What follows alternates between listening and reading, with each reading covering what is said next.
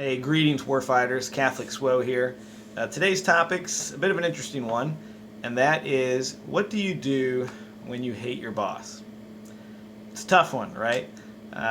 We've all worked for somebody, most likely, that if we had our choice, we probably wouldn't work for that person, right? And I'm not here to bash on any of my previous bosses, but I do recognize that many of us sometimes struggle against our current superior, right? Whether you're a diva working for a department head, whether you're a department head working for an XO CEO, whether you're a CEO XO working for a Commodore or a strike group commander, right? And certainly you need to understand this situation because you may find your sailors working for a work center soup they hate, working for an LPO they hate, working for a chief they hate, right? And so as a division officer, department head, how do we tackle situations like this? All right, so if you hate your boss, first thing you do, you pray for them. Yep, you pray for them. If you hate somebody, certainly your boss, you need to pray for them. What are you praying for? Well, pray that God would bless them. Maybe bless them with leadership, bless them with empathy, bless them with patience. Help, pray for their sake and ask God to build them up as a leader. Right? Certainly, if they fail as a leader and you work for them, chances are you might fail, right? Because we're inextricably tied together, subordinate superior relationships. All right, what's the second thing you do? Press on. Okay, just because you hate your boss, or just because your boss makes you mad, or just because your boss sucks, doesn't mean that you don't do your best. It doesn't mean you don't execute the mission. It doesn't mean you don't do your job.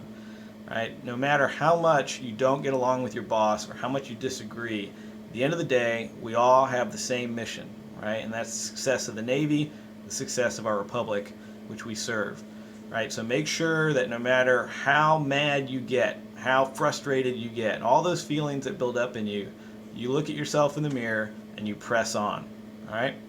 Okay. Third thing. This one's tough. This one's tough, especially if you hate your boss. You need to ask yourself, are you the problem? All right? Do you hate your boss because he or she is overly demanding, right? High standard, always criticizing your work. Every time you hand them something, maybe there's just ink all over it. Nothing you ever do is good enough. All right? There's actually so many reasons why you might not get along with your boss. I'm going to touch on a few of those.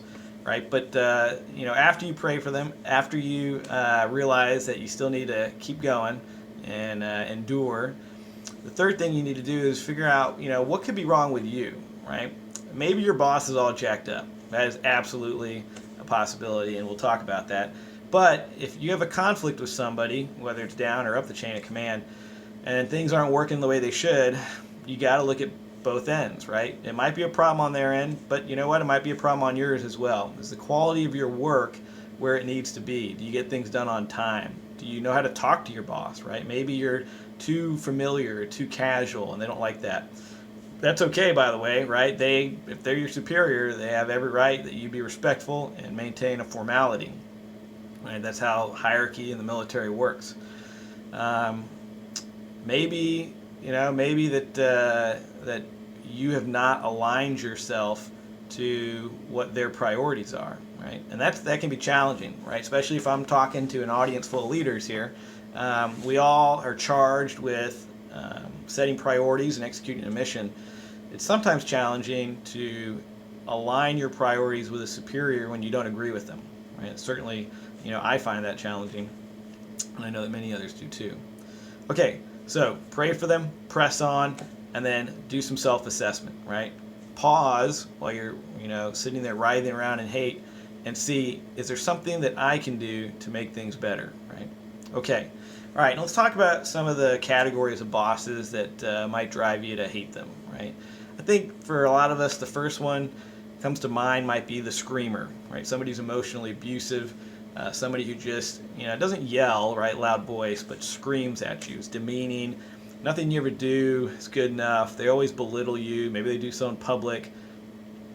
And this is very challenging, right? Because it's damaging to our egos, damaging to our psyche. And a lot of us will instantly be turned off by a leader who is abusive and screaming at us. So what do you do? Right? It's going to be the same for all of these categories we talk about. You go talk to that person. right? And you tell them what's up. Tell them that's not appropriate, especially if they're an officer, right? There's a certain code of conduct we have to carry. And there's a code of conduct for all military members, enlisted, and officers, right? But there's even a charge, conduct, and becoming like an officer, or becoming an officer, sorry. And so officers are held to a little bit different standard and a higher standard when it comes to behavior. And so take it to them, right? If your DIVO's not treating you right, your department head's not treating you right, your XOCO's not treating you right, go have a conversation, adult to adult, officer to officer, or subordinate to superior. You have to be respectful, right? Especially if you're the subordinate, but that doesn't mean you have to take the abuse silently and just carry on, right? You can offer up a dissenting opinion and some forceful backup, right? Leadership is tricky, and you got to understand that if your DIVO is the one that's giving you problems, your DIVO's probably only been a DIVO for no more than 4 years, right? Ensign, JG, maybe they put on lieutenant. So that means they haven't been doing it their whole lives, right? They're just now learning that job as they finish up their first tour. If you're department head, guess what? We only do department head tours 3 years, right? So your department head is learning how to do that job. XOCO, yep, them too, right? So especially on DDGs, 05 commands, chances are it's their first XO and first CO ride, right? So they're learning the job as you're learning your job. And you need to have a little bit of patience with them, right? And talk to them about what they're doing. And you might be surprised, that they just, maybe that's how they were treated as a young officer or young sailor, and they thought that would be the way to do business. And it just takes somebody to look them in the eyes and say, look, it's inappropriate, it's wrong, it's crushing morale, you need to stop. Okay? So talk to them, right? You should always go to the problem at its source, be respectful, and bring an argument, right? Don't just sit there and whine and complain to them. You need to bring lists of things that's going on, things that they're doing, the impact that those actions are having, and then how they can correct that, right? Okay, maybe the second category here is the opposite, right? Your boss isn't a screamer and abusive. Maybe they're just lazy, right? Maybe that you don't really trust them to get the job done. You hand them stuff, they don't care, right? They show you they don't care, like, you know what, whatever. Maybe they're not in it to win it, right? This can be very difficult too, because these bosses might be a little easier to work for in the regard that they don't have high standards, right? So maybe they don't push back on you, maybe they don't grade you. But the problem is these leaders, right, whether it's enlisted or officers, it can really grate on you after a while, right, because of their laziness, because they don't hold a standard for you, and they certainly then don't live up that standard. That can cause you to really dislike them, to not respect them, and then even perhaps hate them, because you're pulling a lot of extra work that maybe they should be doing. In fact, maybe you're doing your boss's job. How do you deal with this? Go right to the source and talk to them. Say, look, hey, you've got certain roles and responsibilities. Where you find those, by the way, go to the SORM, right? You always go to the reference when you're talking conflict resolution, right? Is there a problem? There's probably a reference for that, right? If somebody's not doing something, there's almost certainly a reference that tells them what they should be doing. And again, right, learning the job as you go, DIVOs, department heads, XOCOs, even chiefs, right, can fall prey to this.